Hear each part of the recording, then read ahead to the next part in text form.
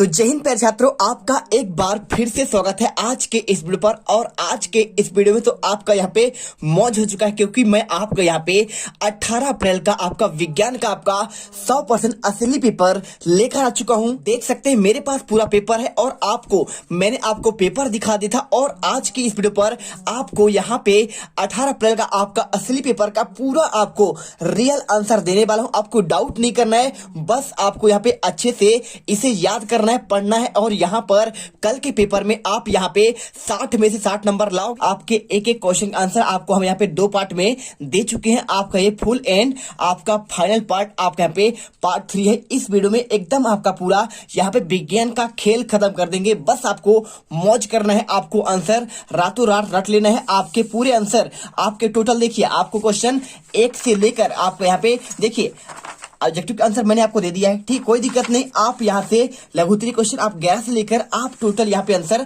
देखिए कहाँ तक आपके टोटल मैं आपको यहाँ पे 24 तक के आंसर एक ही वीडियो पर कवर कर दूंगा। तो चलिए फटाफट यहाँ पे आंसर करते हैं और पूरे क्वेश्चन का आंसर एक ही वीडियो पर यहाँ पर देख लेते हैं। और आपको यहाँ पे सबसे पहले जो भी छात्र पहली बार विजिट कर रहा है, दिल से आपको यहाँ पे चैनल को सब्सक्राइब कर लेना है, जिससे आपको हर एक वीडियो का यहाँ पे आने वाले आपके अगले पेपर का आपको नोटिफिकेशन आपको मिल जाए। तो चलिए यहाँ पे वीडियो स्टार्ट करते हैं।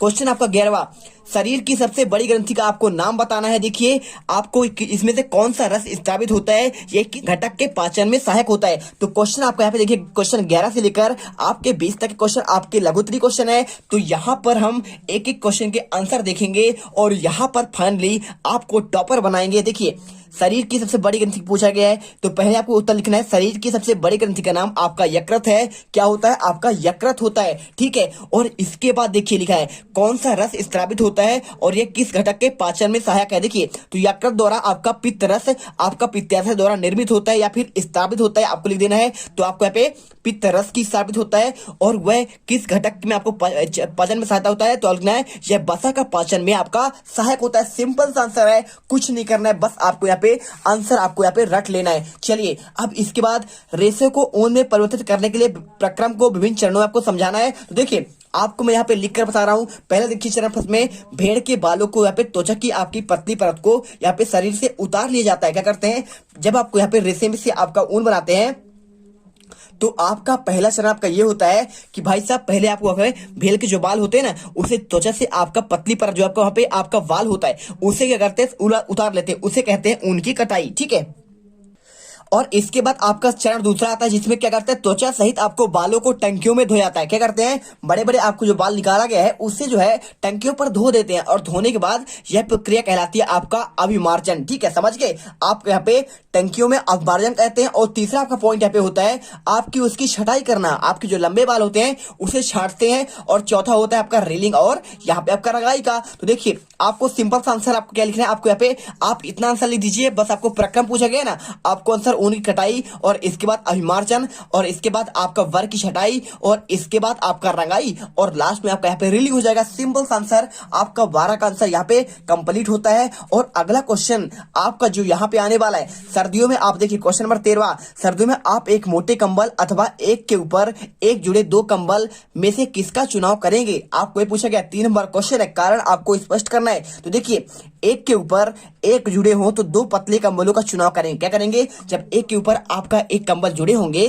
तो सिंपल से आप एक तो करेंगे नहीं भाई साहब, उसमें ऑलरेडी आपके 2 हैं, तो आपको यहाँ पे मोटा कंबल बनाना है। तो आप यहाँ पे क्या करेंगे, उनमें से इन दोनों कंबलों के बीच में आपको यहाँ पे आपको 2 कंबल वाला आपको 2 पतले कंबलों का चुनाव करना है, क्योंकि इन दोनों कंबलों के बीच में वायु की एक परत भी विद्यमान होती है। क्या होती है, आप जब देखिए एक मोटा कंबल हुआ और एक के ऊपर आपका एक हुआ, तो उसमें आपका सबसे अच्छा कौन सा है, 2 पतले वाले कंबल, आप उसे चुनाव करिए, क्योंकि उसके बीच में आपका यहाँ पे वायु की एक परत होती है और इसलिए अधिक उष्मा बनाए रखती है और कंबल को गर्म रखती है। तो आप ऐसा मत कहिएगा कि हमें एक मोटा कंबल दे दो, उससे अच्छा कौन सा आपका यहाँ पे एक के ऊपर आपका 2 आपके जो कपड़े आपके रहते हैं आपको 2 परत वाले, इसलिए आपको यहाँ पे अस्तर वाला हमेशा यूज किया जाता है। आपको हर चीज में देखे होंगे अस्तर चाहिए, तो आपका चुनाव इसीलिए किया जाता है क्योंकि आपके 2 जब परत हो जाते हैं तो उसके बीच में आपका एक वायु विद्यमान हो जाता है, जो आपके आने वाले वायु को जो आपको ठंड आपको पहुंचाता है उसको काटने के लिए आपको यहाँ पे सिंपल सा आपको यहाँ पे आपको 2 परत सबसे अच्छा होता है। और यहाँ पे आपको क्वेश्चन आपका 13वां यहाँ पे कंप्लीट होता है।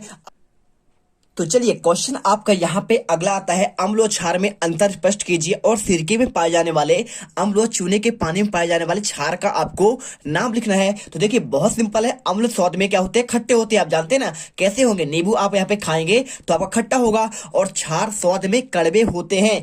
आपने यदि यहाँ पे आपने क्या खाया होगा, नमक की बात करें तो देखिए आपका यहाँ पे खारा होता है, आपका वही होता है क्षार। और इसके साथ बात करें आपका, देखिए क्षार बोल रहा है स्वाद में कड़वे होते हैं, तो आप यहाँ पे इसकी जगह पर जैसे आपने साबुन की बात करें तो साबुन क्या होता है, आपका पे स्वाद में कड़वा होता है। आपको याद रखना है, सिरके में पाए जाने वाला आपका अम्ल का नाम आपका क्या है, आपका एसिटिक अम्ल है, और चूने में आपके पानी में पाए जाने वाला आपका यहाँ पे क्षार आपका कैल्शियम आपका हाइड्रोक्साइड है। आपको ऐसे सिंपल सा आपको याद रखना है। जैसा कि आप जानते हैं, आपको यहाँ पर हर एक क्वेश्चन के आपको बहुत ही बेहतरीन आंसर दे रहे हैं। आप एक एक क्वेश्चन कॉपी खोल लीजिए और उसमें आप लिखना स्टार्ट करिए। इसके बाद क्वेश्चन आपका आता है 15वां। देखिए क्या लिखा है, मैग्नीशियम के फीते को जलाने पर अवशेष के रूप में श्वेत भस्म आपका क्या होता है, श्वेत आपका भस्म पाउडर प्राप्त होता है। यह किस प्रकार का आपका परिवर्तन है, परिवर्तन का आपको यहाँ पे समीकरण के द्वारा आपको यहाँ पे समझाना है। देखिए सिंपल सा आंसर है, मैग्नीशियम के फीते को जब जलाते हैं हम, ठीक है, तो अवशेष के रूप में जो आपका श्वेत भस्म प्राप्त होती है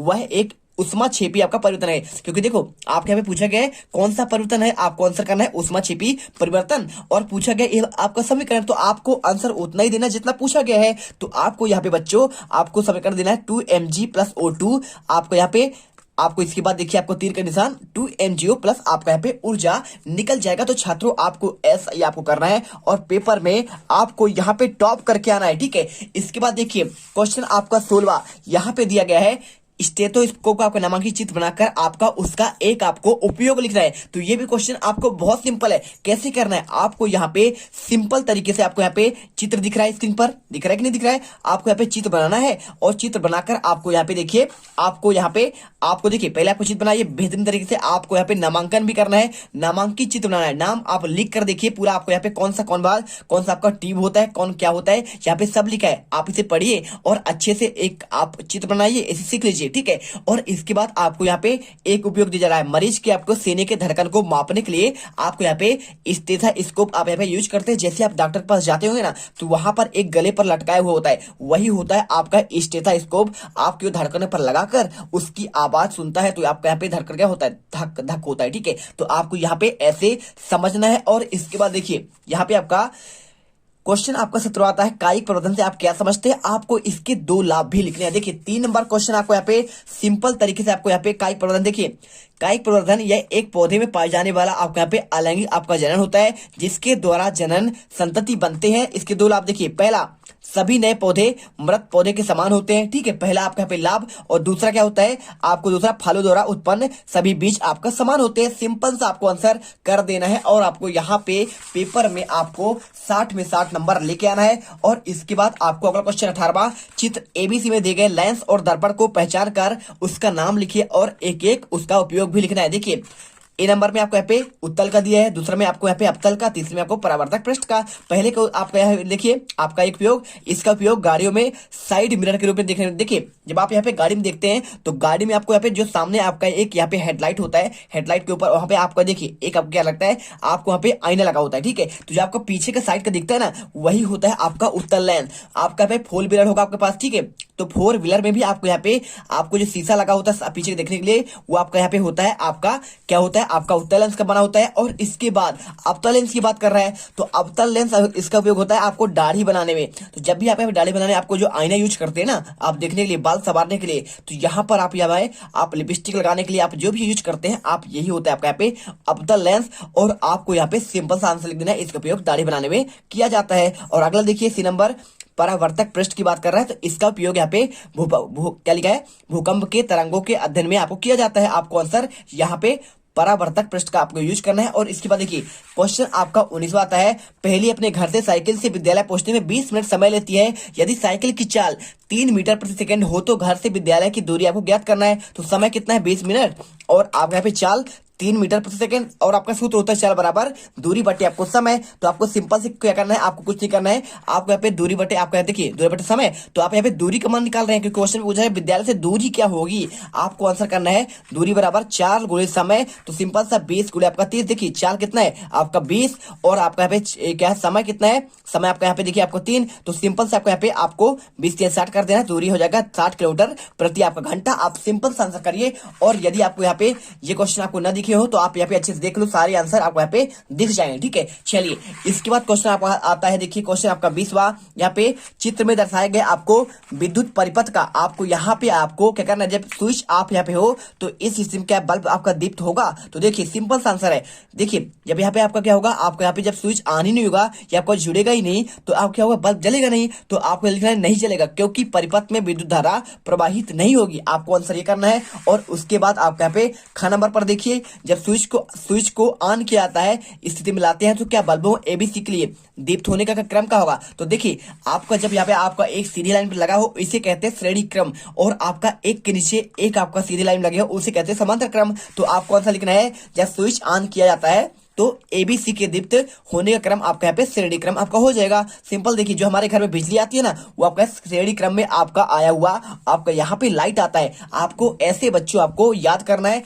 इसके बाद आपका क्वेश्चन स्टार्ट होता है। यहाँ पर देखिए आपका दीर्घ उत्तरी क्वेश्चन आपको यहाँ पे 21 से लेकर 24 तक के क्वेश्चन इसमें दिए गए हैं। तो निर्देश आपको पढ़ना है, नीचे दिए गए प्रश्नों के आपको उत्तर देना है।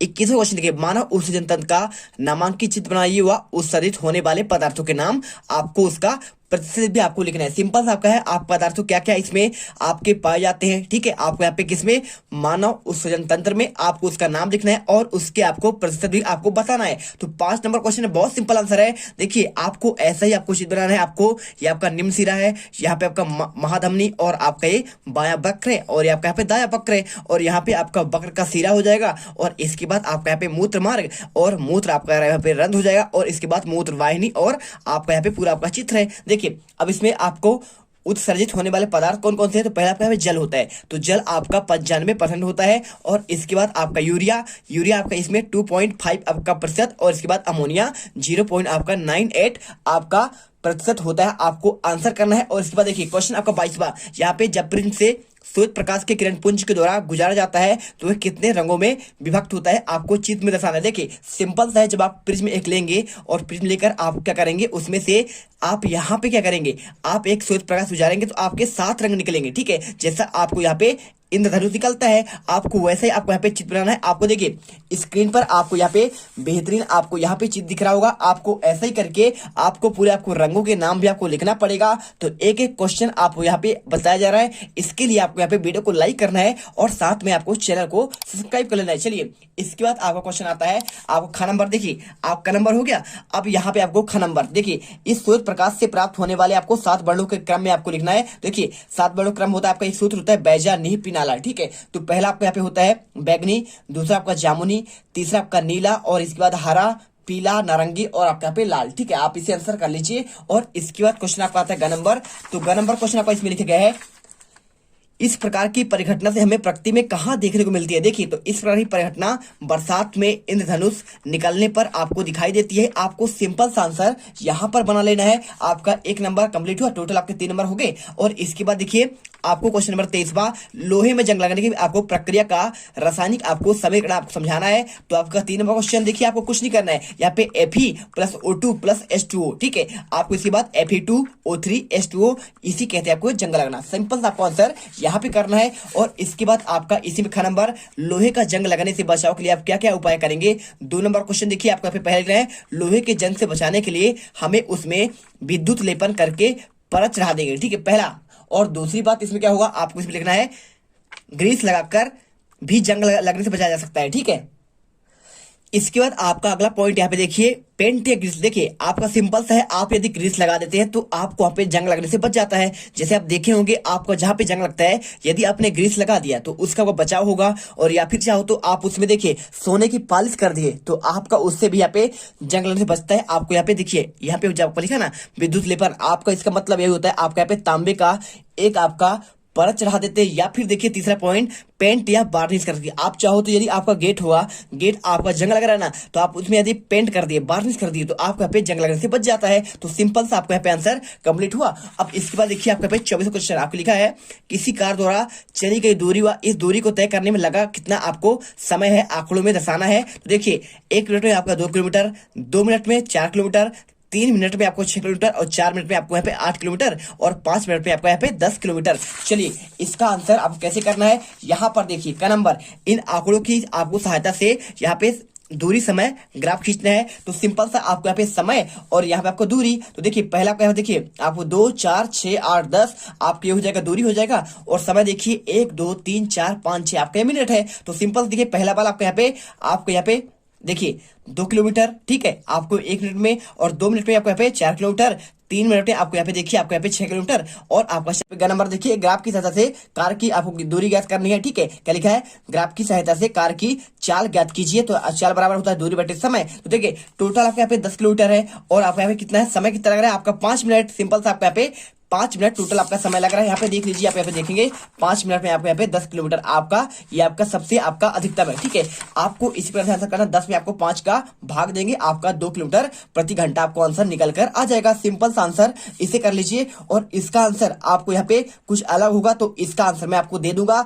तो मिलते हैं आपके अगले वीडियो पर, और उस वीडियो में देखिए आपको यहाँ पे टोटल आपके एक एक क्वेश्चन आपको 1 से लेकर 24 तक के आंसर दे देंगे। ये आपका यहाँ पे तीसरा पार्ट था, और यहाँ पे आपका क्वेश्चन 11 से लेकर आपको यहाँ पे टोटल कितने आपके 24 तक के आंसर दे दिए गए हैं। मिलते हैं अगले वीडियो में। जय हिंद, जय भारत।